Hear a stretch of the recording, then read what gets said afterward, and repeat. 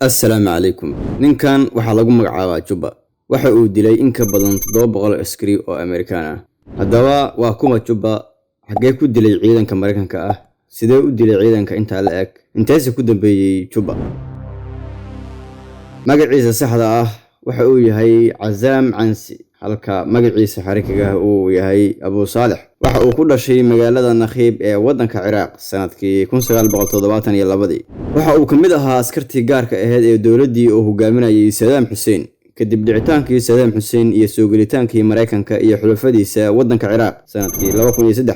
Abu Saalix wuxuu qayb ka ahaa muqaawamadii looga hortagayay faragelintii reer galbeedka. maadaama uu ahaa nin shiishahan ah, waxa uu aasaasay tababarayna koox snipers shiishahano ah ka hor intuusan nafsan ahaantiisa u filin toogashooyinkii uu ku caanbaxay.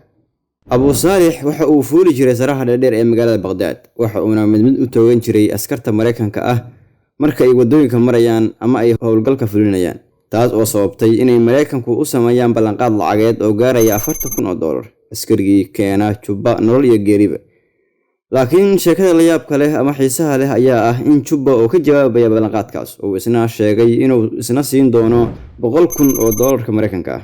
askarigii madaxa kor uga soo qaada gawaarida gaashaaman ama dabaabaadka uu ku dhex jiro. hadalkaas jees-jeeska ah ee ka soo yeeray Juba ayaa argagax iyo cabsi ku abuuray ciidanka Mareykanka ah ee ku sugnaa magaalada Baghdad.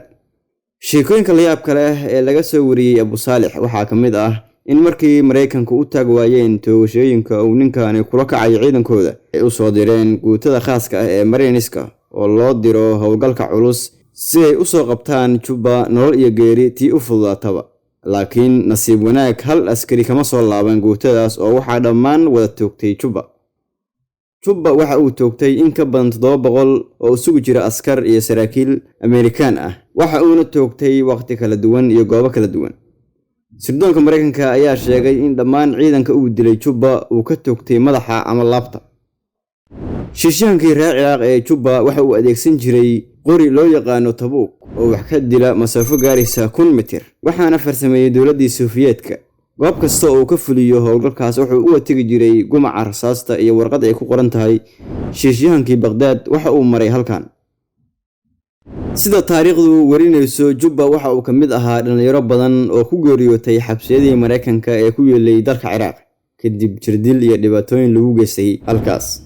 Mareykanku ma aysan ogeyn in dhalinyaradaas ku jira xabsiyadooda uu ku jiro Abu Saalix ama Juba. waxa ay sii wadeen baadigoobkooda ilaa uu ka shahiiday iyagoo aan ogaan weli.